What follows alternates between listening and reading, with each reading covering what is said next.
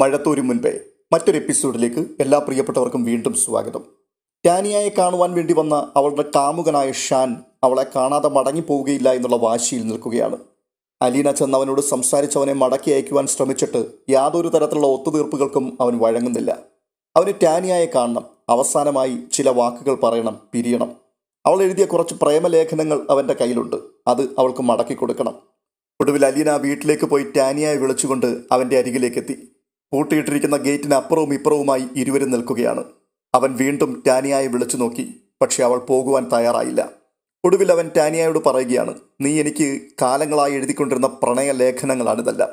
ഇനി എനിക്കിതിൻ്റെ ആവശ്യമില്ല, ഇത് നിന്റെ കയ്യിലേക്ക് തരികയാണ്. ഷാൻ അതെല്ലാം തിരികെ ടാനിയയുടെ കയ്യിലേക്ക് ഏൽപ്പിച്ചു കൊടുത്തു.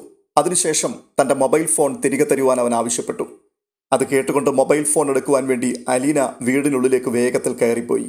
ഒരു ചെറു പുഞ്ചിരിയോടുകൂടി ഈ സമയത്ത് ഷാൻ ടാനിയയോട് ചോദിക്കുകയാണ്, നമുക്കിനി ഒരിക്കലും ഒരുമിച്ച് ജീവിക്കാൻ പറ്റില്ല അല്ലേ? അവളത് കേട്ടുകൊണ്ട് വിങ്ങിപ്പൊട്ടി. സാരമില്ല, ഞാനത് സഹിച്ചോളാം. അവസാനമായിട്ട് ഞാൻ ഒന്നുകൂടി നിന്നോട് ചോദിക്കുകയാണ്, എനിക്കൊരു ഉമ്മ തരാമോ? നമ്മൾ തമ്മിൽ ഇനി ഒന്നുമില്ലല്ലോ. ടാനിയ വിങ്ങിക്കരഞ്ഞുകൊണ്ട് ഗേറ്റിനോട് ചേർന്ന് നിന്നു. അവൻ അഴികളുടെ വിടവിലേക്ക് തൻ്റെ മുഖം ചേർത്ത് വെച്ചു. ടാനിയ കണ്ണീരോടെ അവൻ്റെ നെറ്റിയിൽ ചുംബിച്ചു. വിതുമ്പിക്കരഞ്ഞുകൊണ്ട് അവൾ ഷാനിനോട് അപ്പോൾ പറയുന്നുണ്ടായിരുന്നു, എന്നോട് ക്ഷമിക്കണം. ഇല്ല, എന്നെ കളഞ്ഞിട്ട് നീ ഇനി ജീവിച്ചിരിക്കണ്ട. പൊടുന്നനെ ഷോക്കേറ്റതുപോലെ ടാനിയ ഞെട്ടി. മുഖം കുനിച്ചവൾ താഴേക്ക് നോക്കി. വസ്ത്രത്തിനുള്ളിലേക്ക് കയറിപ്പോയ കഠാരയുടെ പിടിയിൽ മുറുകെ പിടിച്ച മുഷ്ടി മാത്രം അവൾ കണ്ടു. മൊബൈൽ ഫോണുമായി മടങ്ങി വന്ന അലീന കണ്ട കാഴ്ച, ഗേറ്റിന്റെ അഴികൾക്കിടയിലൂടെ ഇടത് കൈ കടത്തി ടാനിയയെ ചുറ്റിപ്പിടിച്ച് വലത് കൈകൊണ്ട് വയറ്റിൽ കുത്തിയിറക്കിയ കഠാര വലിച്ചൂരി ഷാൻ വീണ്ടും വീണ്ടും കുത്തുന്ന കാഴ്ചയാണ്. അവൾ ഒരു നിമിഷം ഞെട്ടിത്തരിച്ചുപോയി. പെട്ടെന്ന് ആർത്തമായൊരു നിലവിളിയോടെ സ്വന്തം കുഞ്ഞിനടുത്തെ കുഴറി ഓടിയെത്തുന്ന മൃഗത്തെ പോലെ അലീന ഗേറ്റിലേക്ക് പാഞ്ഞു. ടാനിയയുടെ പുറകിലെത്തിയ അലീന ഇരു കൈകളും കൊണ്ട് അവളെ വാരി പിടിച്ചു. സർവ്വശക്തിയുമെടുത്ത് അവളെ പുറകിലേക്ക് വലിച്ചു. ഇതിനിടയിൽ ഷാൻ ഒരു കുത്തുകൂടി കുത്തി. ഷാനിന്റെ പിടിപിടിപ്പിച്ച് ടാനിയയും കൊണ്ട് അലീന പിന്നോട്ട് മലർന്നു വീണു. ചോര ഇറ്റിറ്റ് വീഴുന്ന കഠാരയും കയ്യിൽ പിടിച്ച് ഷാൻ ഗേറ്റ് തുറക്കുവാൻ ശ്രമിച്ചു. ഒരു ഭ്രാന്തൻ കൊലയാളിയെപ്പോലെ അവൻ നിന്ന് അമറുകയാണ്. അലീനയെ കൂടി ആക്രമിക്കണമെന്നുണ്ടായിരുന്നു അവന്. ഗേറ്റ് പൂട്ടിയിട്ടിരുന്നതിനാൽ അത് തുറക്കുവാൻ അവന് സാധിച്ചില്ല. അവൻ ഇടത് കൈ അകത്തേക്കിട്ട് വിക്കറ്റ് ഗേറ്റിന്റെ ഓടാമ്പലെടുക്കുവാൻ ശ്രമിച്ചു. ഈ സമയത്ത് ഒരു നായ ഗർജിച്ചുകൊണ്ട് അവന്റെ കൈക്ക് നേർക്ക് ചാടി. അവൻ കൈ പിൻവലിക്കും മുമ്പ് കൈത്തണ്ടയിൽ കടി വീണു. വേദന കൊണ്ട് അവനൊന്ന് അലറി. നായ ഒരു കടുവയെപ്പോലെ അവന്റെ കൈ കടിച്ചു കുടഞ്ഞു. ഷാൻ കൈ വല്ല വിധേനയും ഗേറ്റിന്റെ അഴികൾ കൂടെ വലിച്ചെടുത്തപ്പോഴേക്കും അവന്റെ കൈത്തണ്ടയിൽ നിന്നും കുറേ മാംസം ചീന്തിപ്പോയി. അവന്റെ കയ്യിൽ നിന്നും ചോര ഒഴുകുവാൻ തുടങ്ങി. അലീനയും ടാനിയയും വീണ് കിടക്കുന്നിടത്തേക്ക് അവൻ ഒന്നുകൂടി നോക്കി. ടാനിയയ്ക്ക് അനക്കമൊന്നുമില്ല. അവളുടെ ഉടൽ ചോരയിൽ കുതിർന്നിരിക്കുന്നു. കഠാര കുത്തേറ്റ് തുളഞ്ഞ ചുരിദാറിന്റെ പഴുതിലൂടെ തിളച്ചു പൊന്തുന്നതുപോലെ ചോര വരുന്നത് അവന് കാണാമായിരുന്നു. ഷാൻ കഠാര താഴെയിട്ടു. കയ്യിൽ പുരണ്ട രക്തം ഷട്ടിൽ തുടച്ചു. തുടർന്നവൻ വേഗത്തിൽ ബൈക്ക് ഓടിച്ചുപോയി. ടാനിയയുടെ വയറിനു മീതെ ചുറ്റിപ്പിടിച്ചിരുന്ന അലീനയുടെ കൈ രണ്ടും മുട്ടിന് കീഴ്പോട്ട് രക്തത്തിൽ കുതിർന്നു. ഷാൻ കുത്തിയ നാലാമത്തെ കുത്ത് അവളുടെ കൈക്കും മുറിവേൽപ്പിച്ചിരുന്നു. ഷാൻ പോയി കഴിഞ്ഞതോടെ ടാനിയയെ ഒരു വശത്തേക്ക് ചരിച്ചു കിടത്തി അലീന എഴുന്നേറ്റിരുന്നു. ടാനിയയുടെ ശരീരം മണ്ണിൽ കുഴഞ്ഞു കിടക്കുകയാണ്. അലീന അവളെ കുലുക്കി വിളിച്ചു, ടാനിയ, മോളെ മോളെ കണ്ണു തുറക്ക്. ഇല്ല, അനക്കമൊന്നുമില്ല. ടാനിയയുടെ മിഴികൾ പാതി അടഞ്ഞിരുന്നു. സിറ്റൗട്ടിൽ വന്ന് മുറ്റത്തെ കാഴ്ച കണ്ട് സ്തംഭിച്ചു നിൽക്കുകയായിരുന്നു ബബിതയും ടെൽസയും. ടോജോ സിറ്റൗട്ടിലേക്ക് ഓടി വരുന്നതേ ഉണ്ടായിരുന്നുള്ളൂ. അലീന ബബിതയെ വിളിച്ചുവെങ്കിലും ഭയാധിക്യം കാരണം അവൾക്ക് ശബ്ദം കിട്ടിയില്ല. കൈ ഉയർത്തി ആംഗ്യം കാട്ടാൻ മാത്രമേ അവൾക്ക് കഴിഞ്ഞുള്ളൂ. ബബിത ഓടിയെത്തി. പുറകെ ടോജോയും. ടെൽസ ഒടുവിലായിട്ടാണ് എത്തിയത്. എല്ലാവരും അമ്പരന്ന് നിൽക്കുകയാണ്. അലീന അവരുടെ മുഖത്തേക്ക് നോക്കി ആദിയോടെ പറയുകയാണ്, ഒന്ന് താങ്ങി പിടിച്ചേ മോളെ. ടോജോ, നീ പെട്ടെന്ന് ആ കാറിന്റെ ഡോർ ഒന്ന് തുറന്നു പിടിക്ക്. ബബിതയും അലീനയും ടെൽസയും കൂടി ടാനിയയെ താങ്ങിയെടുത്തെങ്കിലും 2 ചുവട് വെച്ചപ്പോഴേക്കും ചോരയുടെ വഴുക്കം കൊണ്ട് പിടുത്തം വഴുതി ടാനിയയുടെ ശരീരം മുറ്റത്തേക്ക് ഊർന്നു വീണു. അലീന റീത്താമ്മയുടെ വീടിന് നേർക്ക് നോക്കി. അവിടെ ടെറസിൽ റീത്താമ്മയും ജൂലിയായും ജെറിയും നോക്കി നിൽപ്പുണ്ടായിരുന്നു. ഇടതുഭാഗത്തെ അയൽവീടിന്റെ സിറ്റൗട്ടിൽ നോക്കിക്കൊണ്ട് നിന്നവർ പെട്ടെന്ന് അകത്തേക്ക് വലിഞ്ഞു. അലീന കരഞ്ഞുകൊണ്ട് വീടിനുള്ളിലേക്ക് ഓടി. തറയിൽ അവളുടെ ചോര പുരണ്ട കാൽപ്പാടുകൾ തെളിഞ്ഞു കിടന്നു. കാറിന്റെ താക്കോൽ എടുത്തുകൊണ്ട് അവൾ പാഞ്ഞു വന്ന് കാർ സ്റ്റാർട്ടാക്കി റിവേഴ്സ് എടുത്ത് തിരിച്ച് ടാനിയ കിടന്നതിന്റെ സമീപം നിർത്തി. അതിന്റെ ബാക്ക് ഡോർ തുറന്നു വെച്ചു. അനന്തരം അവളും ടെൽസയും ടോജോയും ബബിതയും കൂടി ടാനിയയുടെ ശരീരം താങ്ങിയെടുത്ത് കാറിൽ കിടത്തി. ചോരയുടെ രൂക്ഷ ഗന്ധമടിച്ച് ബബിതയ്ക്ക് മനം പുരട്ടി. ഭീതിയും ആദിയും കൊണ്ട് അവൾ വിവശയായി കഴിഞ്ഞിരുന്നു. അവൾ മാറി കുനിഞ്ഞു നിന്ന് നോക്കാനിച്ചു. അപ്പോൾ അലീന ബബിതയോട് പറയുകയാണ്, മോളെ, നീ ഇവിടെ നിന്ന് നോക്കിക്കണം. പപ്പയെ വിളിച്ചു പറയണം കേട്ടോ. ഞാൻ ഹോസ്പിറ്റലിലേക്ക് പോവാ. ടോജോ, നീ കാറിൽ കയറ്. അവൻ അകത്ത് കയറി ഡോർ അടയ്ക്കുന്നതിന് മുമ്പേ അലീന കാർ മുൻപോട്ടെടുത്തു. ഗേറ്റിനടുത്തെത്തിയ ശേഷം ഡോർ തുറന്നവൾ ഇറങ്ങി. കീ ചെയിനിൽ നിന്നും ഗേറ്റിന്റെ താക്കോൽ തെരഞ്ഞു പിടിച്ച് ഗേറ്റ് തുറന്നിട്ടു. വീണ്ടും തിരികെ കാറിൽ കയറി സ്റ്റാർട്ട് ചെയ്തു. സ്റ്റിയറിംഗിൽ പിടിച്ച് തിരിക്കുമ്പോൾ അവളുടെ കൈ വഴുവഴുക്കുന്നുണ്ടായിരുന്നു. സ്റ്റാൻലി തോട്ടത്തിൽ പോയിട്ട് തിരിച്ചു വരുമ്പോഴാണ് സെൽഫോൺ അടിച്ചത്. അയാൾ ഇടതുവശത്തെ സീറ്റിലേക്ക് നോക്കി. ഫോണിൽ ബബിതയുടെ പേര് തെളിഞ്ഞു. അയാൾ ഫോൺ എടുത്ത് കാതോട് ചേർത്ത്, ഹലോ പപ്പയെ, വേഗം ഇങ്ങോട്ടൊന്ന് വരണേ. ബബിതയുടെ പരിഭ്രാന്തമായ നിലവിളി. എന്തുപറ്റി? ഷാൻ ഇവിടെ വന്ന് ടാനിയായെ കുത്തി. അലീന ചേച്ചി ടാനിയായെ ഹോസ്പിറ്റലിലേക്ക് കൊണ്ടുപോയിരിക്കുക. പെട്ടെന്ന് വരണേ. സ്റ്റാൻലിക്ക് അത് കേട്ടപ്പോഴേക്കും ഒരു ഉൾക്കിടിലമുണ്ടായി. എപ്പോഴാണ് സംഭവം? ഇപ്പം 5 മിനിറ്റിന് മുമ്പ്. അലീന ചേച്ചി ഹോസ്പിറ്റലിൽ എത്തി കാണത്തില്ല. എന്നിട്ട് അവനെവിടെ? രക്ഷപ്പെട്ടോ? അവൻ ബൈക്കിൽ കയറിപ്പോയി. മുറിവ് സീരിയസ് ആണോ ബബിതേ? എനിക്ക് അറിയില്ല പപ്പ, എല്ലായിടത്തും ചോരയാ. ടാനിയായ്ക്ക് ബോധമില്ലായിരുന്നു. ഞാനിതാ എത്തിക്കഴിഞ്ഞു.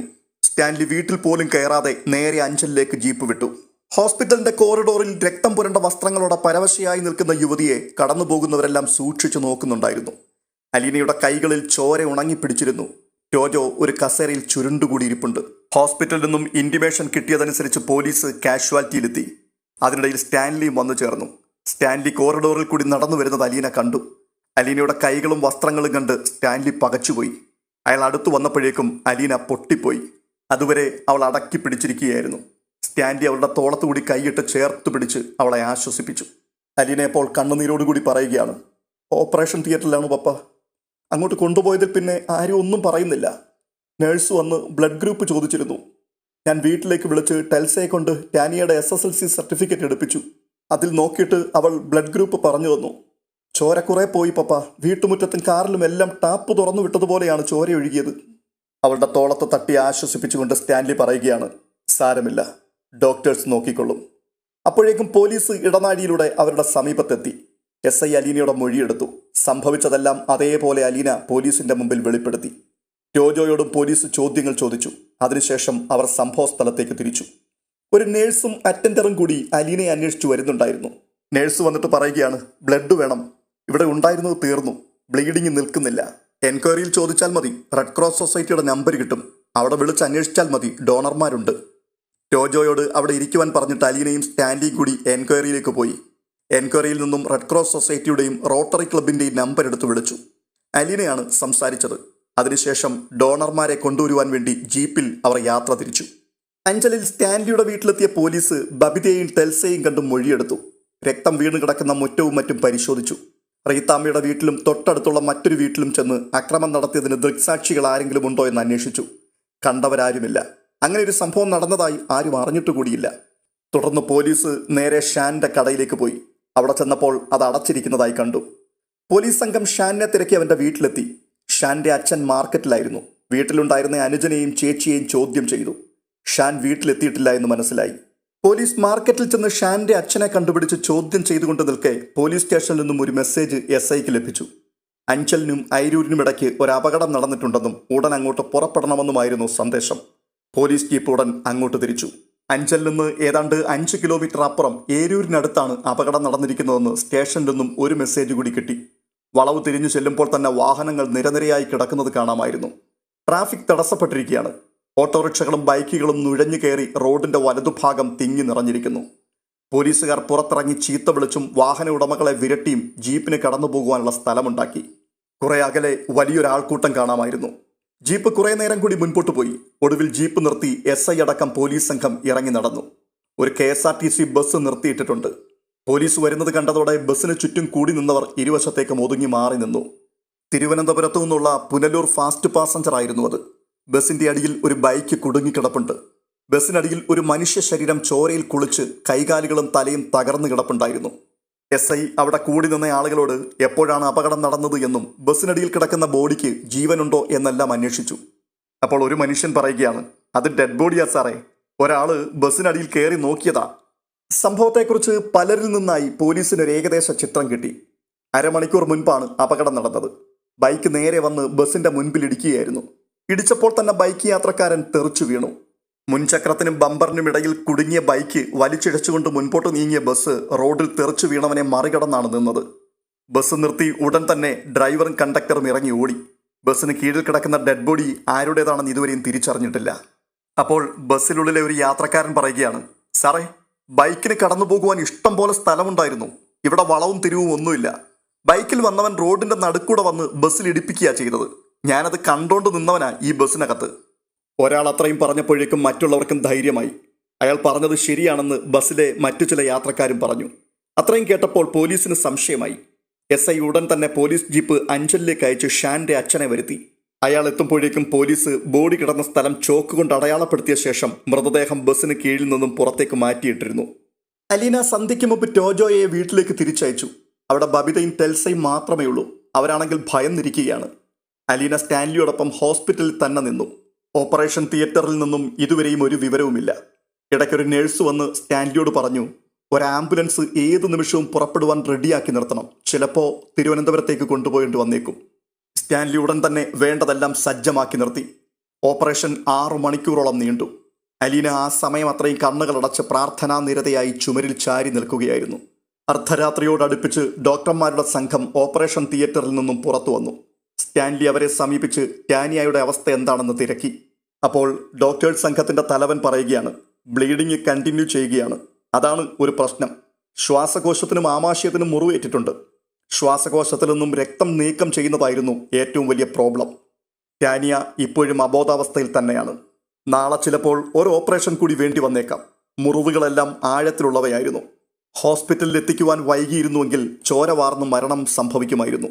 പിന്നെ പെട്ടെന്ന് ബ്ലഡ് ഗ്രൂപ്പ് തിരിച്ചറിയുവാൻ കഴിഞ്ഞതുകൊണ്ടും ഹോസ്പിറ്റലിലെ ബ്ലഡ് ബാങ്കിൽ അതേ ഗ്രൂപ്പിലെ രക്തം സ്റ്റോക്ക് ഉണ്ടായിരുന്നതുകൊണ്ടുമാണ് ജീവൻ പിടിച്ചു നിർത്താൻ സാധിച്ചത്. ഇപ്പോഴും രക്തം കയറിക്കൊണ്ടിരിക്കുകയാണ്. സ്റ്റാൻലിയോടാണ് ഡോക്ടർ പറയുന്നതെങ്കിലും അലീന പിൻപിൽ നിന്ന് കാതോർത്തെല്ലാം കേൾക്കുന്നുണ്ടായിരുന്നു. ഡോക്ടർമാർ പോയി കഴിഞ്ഞപ്പോൾ സ്റ്റാൻലി അലീനയുടെ നേർക്ക് തിരിഞ്ഞു. അവൾ നിറമിഴികളോടെ നിൽക്കുന്നത് അയാൾ കണ്ടു. സങ്കടത്തിൽ കുതിർന്ന സ്വരത്തിൽ അലീന അപ്പോൾ പറയുകയാണ്, ഞാൻ എല്ലാം കേട്ടു. സ്റ്റാൻലി അപ്പോൾ പറയുകയാണ്, അവളെ ഓപ്പറേഷൻ തിയേറ്ററിൽ നിന്നും മാറ്റിയിട്ടില്ല. രാവിലെ ചിലപ്പോൾ സാരമില്ല പപ്പ, എല്ലാം ശരിയാവും. ഞാൻ നിന്നെ വീട്ടിൽ കൊണ്ടുപോയി വിടാം. ഈ വേഷമൊക്കെ മാറണ്ടേ? പപ്പ പൊയ്ക്കൂ, ഞാനിവിടെ ഇരുന്നോളാം. അവൾ കണ്ണു തുറന്ന് എന്നെ ഒന്ന് നോക്കാതെ എനിക്ക് വരാൻ പറ്റില്ല. സ്റ്റാൻലി പിന്നെ നിർബന്ധിച്ചില്ല. അലീന ഒരു കസേരയിലേക്ക് ഇരുന്നു. തുടർന്ന് പപ്പയുടെ മൊബൈൽ വാങ്ങി അവൾ ബബിതയെ വിളിച്ചു. അവരുറങ്ങിയിരുന്നില്ല. ബബിത ഫോൺ എടുത്തിട്ട് ആദ്യം ചോദിക്കുന്നത്, അലീന ചേച്ചി, ടാനിയ മോളെ, ഓപ്പറേഷൻ കഴിഞ്ഞു. ഡോക്ടർമാർ ഒരു തീർച്ചയും പറയുന്നില്ല. നാളെ ചിലപ്പോൾ ഒരു ഓപ്പറേഷൻ കൂടി വേണ്ടി വരും. ജീവനോടുണ്ടല്ലോ, അത് കേട്ടാൽ മാത്രം മതി. നിങ്ങൾ പേടിച്ചിരിക്കുകയാണോ? ഞാൻ അങ്ങോട്ട് വരണോ? വേണ്ട ചേച്ചി, ഇവിടുത്തെ കാര്യം ഓർത്ത് വിഷമിക്കണ്ട. ഞാനെല്ലാം നോക്കിക്കോളാം. അവർക്കൊക്കെ നീ ആഹാരം കൊടുത്തോ? ആരും കഴിച്ചില്ല, എല്ലാവരും വിഷമിച്ചിരിക്കുക. ഒന്നും പേടിക്കണ്ടെന്ന് പറ, ഞാൻ പിന്നെ വിളിക്കാം നിന്നെ. ഫോൺ കട്ട് ചെയ്തിട്ട് അലീന ഒരു ദീർഘനിശ്വാസം എടുത്തു. ബബിത ഇപ്പോൾ ഒരു സഹായത്തിനുള്ളത് എത്ര നന്നായി എന്ന് അവൾ വിചാരിച്ചു. സ്റ്റാൻലി കുറച്ചു സമയം കസേരയിലിരിക്കും, എഴുന്നേറ്റ് നടക്കും, പിന്നെയും വന്നിരിക്കും. നേരം പുലരുന്നതുവരെ ഇത് തുടർന്നു. രാത്രി പതിവുള്ള മദ്യപാനം മുടങ്ങിയതിൻ്റെ അസ്വസ്ഥതയും അയാൾക്കുണ്ടായിരുന്നു. നേരം പുലർന്നു. രാവിലെ പോലീസ് സ്റ്റേഷനിൽ നിന്നും ഒരു ഫോൺ കോൾ സ്റ്റാൻലിയുടെ മൊബൈലിലേക്ക് വന്നു. കോറിഡോറിലൂടെ നടന്നുകൊണ്ട് സ്റ്റാൻലി അത് അറ്റൻഡ് ചെയ്തു. ഫോൺ ചെയ്തു കഴിഞ്ഞ് അയാൾ അലീനയുടെ മുമ്പിൽ വന്ന് പറഞ്ഞു, ടാനിയയെ കുത്തിയവൻ മരിച്ചുപോയെന്ന് ഒരു ന്യൂസ്. അലീന ഉദ്വേഗത്തോടെ ചോദിക്കുകയാണ്, ആര് പറഞ്ഞു അങ്ങനെ? പോലീസ് സ്റ്റേഷനിൽ നിന്നാണ് ഇപ്പോൾ വിളിച്ചത്. തിരുവനന്തപുരത്തു നിന്ന് വന്ന ഒരു ഫാസ്റ്റ് പാസഞ്ചറിൽ അവൻ ബൈക്ക് ഇടിച്ച് കയറ്റിയത്രേ. അപ്പം തന്നെ മരിച്ചു. ഇന്നലെ വൈകിട്ടായിരുന്നു സംഭവം. ദൈവമേ, എന്തൊരു കഷ്ടമായത്! എന്ത് കഷ്ടം? ഒരു കഷ്ടവുമില്ല. അവൻ എങ്ങനെ തോന്നി അവളുടെ നെഞ്ചിൽ കഠാര കുത്തിയിറക്കാൻ? അവൻ മരിക്കേണ്ടവൻ തന്നെയായിരുന്നു. അങ്ങനെ പറയല്ലേ പപ്പ, ഒരു മനുഷ്യജീവനല്ലേ, എന്നെപ്പോലെ, പപ്പയെപ്പോലെ. സ്റ്റാൻലി അവരുടെ മുഖത്തേക്ക് തന്നെ സൂക്ഷിച്ചു നോക്കി അല്പനേരം നിന്നു. പിന്നീട് തിരിഞ്ഞു നടന്നു. മൂടൽമഞ്ഞ്, നോക്കെത്താ ദൂരത്തോളം മൂടൽമഞ്ഞിൻ്റെ കടൽ. കാറ്റടിക്കുമ്പോൾ മൂടൽമഞ്ഞ് പിരിഞ്ഞ് തുണ്ടുകളാകുന്നു. അപ്പുപ്പൻ താടി പോലെ പറന്നു പോകുന്നു. ഇപ്പോൾ മൂടൽമഞ്ഞില്ല. എവിടെയാണ് താൻ? ടാനിയയുടെ കൃഷ്ണമണികൾ അങ്ങോട്ടും ഇങ്ങോട്ടും ചലിച്ചു. അവൾക്കൊന്നും മനസ്സിലായില്ല. താൻ മരിച്ചു കഴിഞ്ഞുവോ? തൻ്റെ ആത്മാവ് ഏതോ അജ്ഞാത സ്ഥലത്ത് എത്തിച്ചേർന്നുവോ? ഷാൻ വീട്ടിൽ വന്നതും ഗേറ്റിൽ വെച്ച് തന്നെ കുത്തിയതും അവൾക്ക് ഓർമ്മ വന്നു. ഇളം നീല നിറമുള്ള കർട്ടൻ, വെളുത്ത മേൽത്തട്ട്, പ്രകാശിക്കുന്ന CFL ബൾബുകൾ, IV സ്റ്റാൻഡിൽ തലകീഴായി തൂങ്ങിക്കിടക്കുന്ന ബോട്ടിൽ, അതിലൊന്ന് വളഞ്ഞു പുളഞ്ഞിറങ്ങി വരുന്ന കുഴൽ. തൻ്റെ കൈത്തണ്ടയിൽ അത് അവസാനിക്കുകയാണ്. മരണമുറിയല്ല ഇത്. കർട്ടൻ്റെ അപ്പുറത്തു നിന്നും ഒരു നേഴ്സ് വന്നു. ആഹാ, മയക്കം തെളിഞ്ഞോ? നേഴ്സ് പുഞ്ചിരിക്കുന്നു. അനങ്ങണ്ടാട്ടോ, അപ്പോൾ ടാനിയ മെല്ലെ ചോദിക്കുകയാണ്, ഇത് ഇത് എവിടെയാ? ഇത് ഒരു ഹോസ്പിറ്റൽ ICU ആണ്. അലീന ചേച്ചി പുറത്ത് വെയിറ്റ് ചെയ്യുന്നുണ്ട്. കാണണ്ടേ? കാണണം. ഡോക്ടറുടെ അനുവാദത്തോടു കൂടി മാത്രമേ സന്ദർശകരെ ICUയിലേക്ക് കയറ്റാൻ പാടുള്ളൂ. അലീന ചേച്ചിക്ക് വല്ലതും പറ്റിയോ? കൈത്തണ്ടയിൽ ഒരു മുറിവുണ്ട്. അതും രാവിലെയാ കണ്ടത്. അതുവരെ ആ കുട്ടി മുറിവേറ്റ വിവരമൊന്നും ആരോടും അറിഞ്ഞില്ല അത്രേ. അലീന ചേച്ചിയാണോ എന്നെ ഇവിടെ കൊണ്ടുവന്നത്? അതെ. ചേച്ചിയോട് വലിയ ഇഷ്ടമാണോ? എനിക്ക് ചേച്ചിയെ ഒന്ന് കാണണം. കാണിക്കാം. ഡോക്ടറോട് ഞാനൊന്ന് ചോദിക്കട്ടെ. ഇനി സംസാരിക്കണ്ട കേട്ടോ. ടാനിയ ഓർമ്മിക്കുവാൻ ശ്രമിക്കുകയാണ്. ഇത് പകലാണോ അതോ രാത്രിയാണോ? താൻ എങ്ങനെയാണ് രക്ഷപ്പെട്ടത്? ഷാൻ എത്ര തവണ തന്നെ കുത്തി? നഴ്സ് IV സ്റ്റാൻഡിലെ ബോട്ടിൽ നീക്കം ചെയ്യുന്നു. പുതിയ ഒരെണ്ണം ഘടിപ്പിക്കുന്നു. ഇടതുവശത്തുമുണ്ട് ഒരു IV സ്റ്റാൻഡ്. അവിടെ ഒരു ബ്ലഡ് ബാഗ് തൂക്കിയിട്ടിരിക്കുന്നുണ്ട്. ട്രിപ്പറിലൂടെ ഇരുണ്ട നിറത്തിലുള്ള കൊഴുത്ത ദ്രാവകം സഞ്ചരിച്ച് കൈത്തണ്ടയിൽ എത്തിച്ചേരുന്നു. ഉടൽ ഇളം നീല പുതപ്പ് കൊണ്ട് മൂടിയിട്ടിരിക്കുകയാണ്. വയറെവിടേക്കോ വേദനിക്കുന്നു. പതുക്കെ വീണ്ടും മയക്കം വന്ന് അവളുടെ കണ്ണുകളെ മൂടി. അലീന പത്തനാപുരത്തെ ജോസുകുട്ടിയോട് ഫോണിൽ സംസാരിക്കുകയായിരുന്നു. രാവിലെ ഒരു ഓപ്പറേഷൻ കൂടി നടത്തിയെന്നും അത് സക്സസ് ആയിരുന്നുവെന്നും അവൾ അവനോട് വെളിപ്പെടുത്തി. ICUവിലായതുകൊണ്ട് സന്ദർശകരെ അനുവദിച്ചിട്ടില്ല. റൂമിലേക്ക് മാറ്റുമ്പോൾ വിവരം അറിയിക്കാമെന്നും അപ്പോൾ വന്നാൽ മതിയെന്നും പറഞ്ഞു. ആൽബർട്ടിനെയും റോബർട്ടിനെയും വിവരമറിയിക്കേണ്ട ചുമതല അവൾ ജോസുകുട്ടിയെ ഏൽപ്പിച്ചു. സാന്ദ്രയോടും അല്പനേരം അവൾ സംസാരിച്ചു. സ്റ്റാൻലി അഞ്ചലിന്റെ വീട്ടിലേക്ക് മടങ്ങിപ്പോയിരുന്നു. ഇപ്പോൾ ഔതക്കുട്ടിച്ചായൻ സന്ദർശകർക്കുള്ള കസേരയിൽ ഇരിപ്പുണ്ട്. നഴ്സ് ICUവിൻ്റെ വാതിൽ തുറന്ന് ഡോർ കർട്ടൻ്റെ ഇടയിൽ കൂടി തല നീട്ടി. അലീന ഇടനാഴിയിലൂടെ വേഗം നടന്ന് ICUവിൻ്റെ വാതിക്കലെത്തി. 3 മണിക്ക് മുൻപ് ഒരു മയക്കം തെളിഞ്ഞിരുന്നു. അപ്പോൾ അലീന ചേച്ചിയെ തിരക്കി. പക്ഷേ അനസ്തേഷ്യയുടെ ഹാങ് ഓവർ കാരണം പിന്നെയും ഉറങ്ങിപ്പോയി. മയക്കം തെളിഞ്ഞപ്പോൾ കാണണമെന്ന് പറയുന്നു. ഇപ്പോൾ കാണാമോ സിസ്റ്റർ? ഞാൻ ഡോക്ടറോട് ചോദിച്ചു. ഒരാൾക്കകത്ത് വരാം. പനിയോ ജലദോഷമോ ഒന്നുമില്ലല്ലോ? ഇല്ല. കൈക്ക് വേദനയുണ്ടോ? നഴ്സ് അലീനയുടെ കൈത്തണ്ടയിലെ ബാൻഡേജ് നോക്കി. അപ്പോൾ അലീന ചെറുതായി ഒന്ന് പുഞ്ചിരിച്ചുകൊണ്ട് പറയുകയാണ്, ബാൻഡേജ് കാണുമ്പോഴാണ് കൈത്തണ്ടയിൽ മുറിവുണ്ടെന്നുള്ള കാര്യം പോലും ഓർക്കുന്നത്. അവർ 4 വശവും കർട്ടൻ കൊണ്ട് മറച്ച ബെഡിന് സമീപമെത്തി. ടാനിയ കണ്ണു തുറന്ന് കിടപ്പുണ്ടായിരുന്നു. അലീനയെ കണ്ടതും അവളുടെ മിഴികളിൽ വെളിച്ചമുദിച്ചു. വരണ്ട ചുണ്ടുകളിൽ ഒരു മന്ദഹാസം. അലീന കിടക്കയോട് ചേർന്ന് നിന്നു. മോളെ. വാത്സല്യത്തിൽ ചാലിച്ച ആ സങ്കടം കലർന്ന വിളിയൊച്ചയിൽ ടാനിയ കുളിർന്നു. അലീന അവളുടെ നെറ്റിമേൽ തലോടി. മുഖം കുനിച്ച് മൂർധാവിൽ ഉമ്മ വെച്ചു. ടാനിയ അലീനയുടെ മുഖത്തേക്ക് തന്നെ നോക്കിക്കൊണ്ട് കിടന്നു. ഒരു നിമിഷത്തെ മൗനത്തിന് ശേഷം ടാനിയ മെല്ലെ ചോദിക്കുകയാണ്, ഷാൻ ചേച്ചിയെയും കൊല്ലാൻ നോക്കി അല്ലേ? ഏയ് ഇല്ല. എൻ്റെ കയ്യിലെ മുറിവ് നിന്നെ അവൻ കുത്തിയപ്പോൾ തെന്നി വന്ന് കൊണ്ടതാ.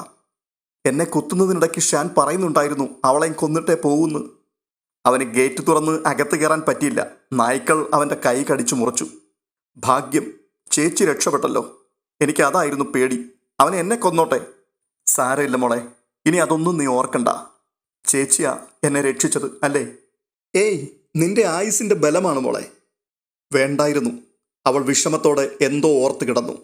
എന്നിട്ട് പറയുകയാണ്, അവൻ എങ്ങനെ തോന്നി എന്നെ കൊല്ലാൻ? അലീന മൗനമായി കേട്ടു നിന്നു. 2 ദിവസത്തിന് ശേഷം ടാനിയായെ ICUവിൽ നിന്നും റൂമിലേക്ക് മാറ്റി. വീൽ ചെയറിലാണ് അവളെ റൂമിലെത്തിച്ചത്. സന്ദർശകർ പോയി കഴിഞ്ഞ് അലീനയും താനും മാത്രമുള്ളപ്പോൾ ടാനിയ ചോദിച്ചു, ഞാനൊരു കാര്യം ചോദിച്ചാൽ ചേച്ചി സത്യം പറയുമോ? പറയും മോളെ, നീ ചോദിക്ക്. ഷാനിനെ പോലീസ് പിടിച്ചോ? ഇല്ല. ഒളിവിലാണോ? അല്ല. പിന്നെ? അലീന അല്പം കരുതലെടുത്തു. എന്നിട്ട് പറയുകയാണ്, നിന്നെ കുത്തിയിട്ട് ബൈക്ക് ഓടിച്ചു പോകുമ്പോൾ ഒരു ആക്സിഡൻ്റ് ഉണ്ടായി. അവന് നിന്റെ അത്രയും ഭാഗ്യമുണ്ടായില്ല. അത് കേട്ടപ്പോഴേക്കും ടാനിയയുടെ കണ്ണുകളിലുണ്ടായ നടുക്കം അലീന വ്യക്തമായി കണ്ടു. അവൾ ശ്വാസം അടക്കി പിടിച്ചിരിക്കുന്നത് പോലെ തോന്നി. ഷാൻ ഇപ്പം ജീവനോടെ ഇല്ലേ ചേച്ചി? അലീന അവളെ തലോടിക്കൊണ്ട് പറയുകയാണ്, നമ്മുടെ ആരുടെയും കുറ്റമല്ലല്ലോ മോളെ. ഒരു ഫാസ്റ്റ് പാസഞ്ചറിലാണ് ചെന്നിടിച്ചത്. നിമിഷങ്ങൾ കടന്നുപോയിക്കൊണ്ടേയിരുന്നു. അഗാധമായൊരു വേദനയിൽ അവളുടെ ഹൃദയം പിടയുന്നുണ്ടെന്ന് അലീനയ്ക്ക് മനസ്സിലായി. ഇണ വേർപിരിഞ്ഞു പോയൊരു പക്ഷിയുടെ ശബ്ദമില്ലാത്ത കരച്ചിൽ അവളുടെ മുഖത്ത് കണ്ടു. ഷാൻ ആത്മഹത്യ ചെയ്തതാ അല്ലേ ചേച്ചി? അവളുടെ സ്വരം വിറച്ചു താണു. അപ്പോൾ അലീന, അറിയില്ല മോളെ. എനിക്കറിയാം. ഞാൻ ഉപേക്ഷിച്ചാൽ എന്നെ കൊന്നിട്ട് അവനും മരിക്കുമെന്ന് പറയുമായിരുന്നു. മോളെ, നീ ഇനി അതൊന്നും ഓർക്കരുത്. നമ്മുടെ മനസ്സ് വിഷമിക്കും. ഷാൻ എന്തിനാ അങ്ങനെ ചെയ്തത്? ഞാൻ അവനോട് ക്ഷമിക്കുമായിരുന്നല്ലോ. അവളുടെ കണ്ണുകളിൽ നിന്ന് മിഴിനീർ തുളുമ്പിച്ചാടി. ഒന്നിച്ചു മരിക്കാമെന്ന് പറഞ്ഞിരുന്നെങ്കിൽ ഞാൻ അതിന് ഒരുക്കമായിരുന്നല്ലോ. മോളെ. അലീനയ്ക്ക് കരച്ചിൽ വന്നു. അവൾ ടാനിയയുടെ ശിരസിൽ തഴുകിക്കൊണ്ട് കണ്ണുകൾ തുടച്ചു. ചേച്ചി, ഇനി ഒരിക്കലും അവൻ ഒരു വഴക്കിനും വരില്ല അല്ലേ? ഇനി ആർക്കും അവനെക്കൊണ്ട് ഒരു ശല്യവുമില്ല.